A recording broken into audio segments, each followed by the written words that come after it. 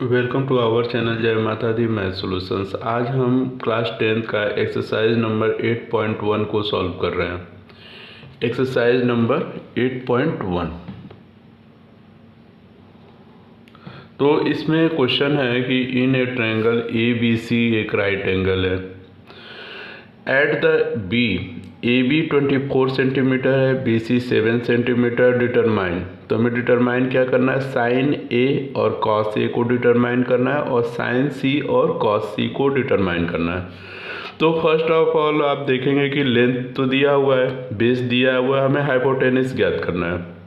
तो यहाँ पे हम पाइथागोरस प्रमेय का फार्मूला लगाएंगे।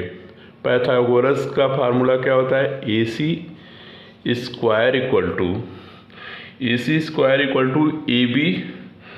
ए B square plus B C square, A B square plus B C square. तो A B square equal to B C square अगर हम लिखते हैं तो ए बी हमारे पास क्या है, ए बी हमारे पास है 24 का स्क्वायर, 24 का स्क्वायर प्लस 7 का स्क्वायर। तो 24 को जब स्क्वायर करेंगे तो 24 का स्क्वायर हो जाएगा आपका 576। 24 का स्क्वायर होगा 576 प्लस 49। अगर इन दोनों को हम जोड़ते हैं तो यहाँ पे हो गया हमारे पास 49, तो 9 6 15 कैरी 1, 9 6 15 कैरी 1। इसके बाद हो जाएगा 5 और 7, 5 7 क्या होता है, 5 7 12 कैरी 1, 625। यानी ए सी स्क्वायर इक्वल टू 625। तो अगर हम स्क्वायर को ख़त्म करते हैं तो ए सी का अगर हम इसको जैसे रूट हटाएंगे तो रूट में आ जाएगा 625। अगर रूट को हटाते हैं तो ए सी इक्वल टू हो जाएगा आपका ए सी इक्वल टू 625 को अगर हम रूट से हटाते हैं तो ये हो जाएगा 25, क्योंकि 25 का ये रूट होता है, स्क्वायर होता है 625 सेंटीमीटर। इस प्रकार से हमें हाइपोटेनस ज्ञात हो गया 25 हमें हाइपोटेनस ज्ञात हो गया। तो अब हमारे पास तीनों ट्रायंगल कंप्लीट है। तो अब हम आते हैं नेक्स्ट क्वेश्चन स्टेप पे। जो नेक्स्ट स्टेप क्या है, साइन ए और कॉस ए। तो अगर साइन ए का फार्मूला करते हैं तो साइन ए इक्वल टू होता है B C by A C, sine A. अब हम आते हैं साइन ए, साइन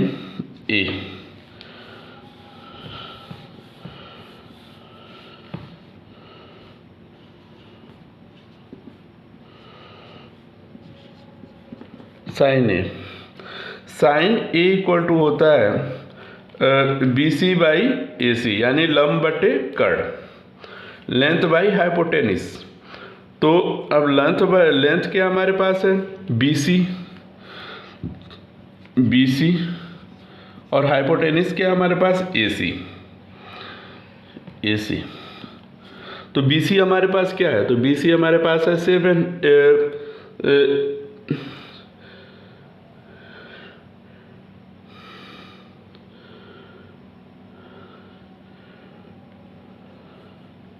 लेंथ हो जाएगा बी सी और इसका ए सी हो जाएगा, हाइपोटेनिस ए सी हो जाएगा। तो बी सी हमारे पास क्या है, तो बी सी हमारे पास है 7 सेंटीमीटर बाई ए सी हमारे पास क्या है, तो 25 सेंटीमीटर।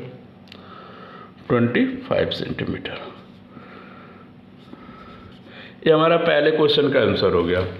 अब सेकेंड ये कह रहा है कि अगर मान लीजिए कि कॉस ए का पूछा है, कॉस ए। तो कॉस ए में हमें पता है कि कॉस ए में हमारे पास होगा बेस बाई हाइपोटेनिस। तो बेस हमारे पास क्या है, तो बेस हमारे पास हो जाएगा ए बी और हाइपोटेनिस तो ए हो जाएगा A B by A C, A B by A C. तो अब ए बी हमारे पास क्या है, तो ए बी हमने ज्ञात किया, ए बी हमारे पास है 24 सेंटीमीटर, 24 सेंटीमीटर। ए सी हमारे पास क्या है, तो ए सी है हमारे पास 25 सेंटीमीटर।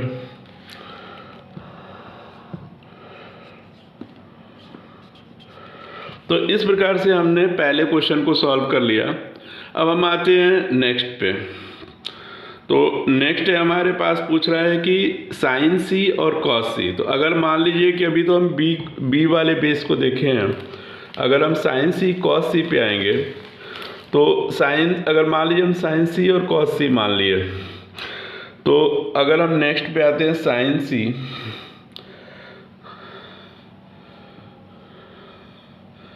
साइन सी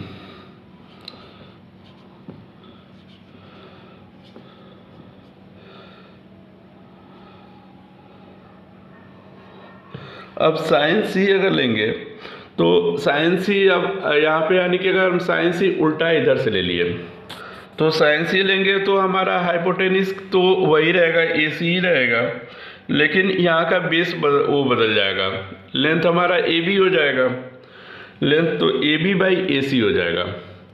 तब हमारे पास अगर साइन सी लेते हैं तो हमारा बन जाएगा क्या, ए बी बाई ए सी। अगर ए बी बाई ए सी लेते हैं तो ए बी बाई ए सी हमारे पास क्या है, ए बी बाई ए सी। तो A B by A C, तो ए बी हमारे पास क्या है, तो 24 सेंटीमीटर और इसका हो जाएगा 25 सेंटीमीटर, तो इसका हो जाएगा 24 बाई 25। इसी तरह अगर मान लीजिए कॉस सी लेते हैं तो कॉस सी, जब कॉस सी अगर लेंगे उल्टा हो जाएगा, तो कॉस सी में इसका फिगर भी बदल जाएगा, तो ये हो जाएगा बी सी बाई ए सी, ये हो जाएगा B C by A C. तो बी सी बाई ए सी हो जाएगा B C by A C. तो जब बी सी बाई ए सी होगा तो बी सी हमारे पास क्या है, बी सी हमारे पास है 7 सेंटीमीटर और ए सी क्या हमारे पास है, तो ए सी 25 सेंटीमीटर है। तो यही इसका आंसर होगा। ये हमारा ट्रिग्नोमेट्री का क्वेश्चन है। तो ट्रिग्नोमेट्री के क्वेश्चन में इसमें क्या होता है कि हमारे पास ट्रायंगल दिया गया था, राइट ट्रायंगल था, जिसमें हमारे पास बेस था 24 सेंटीमीटर और लेंथ था 7 सेंटीमीटर। हमें हाइपोटेनिस ज्ञात करना था।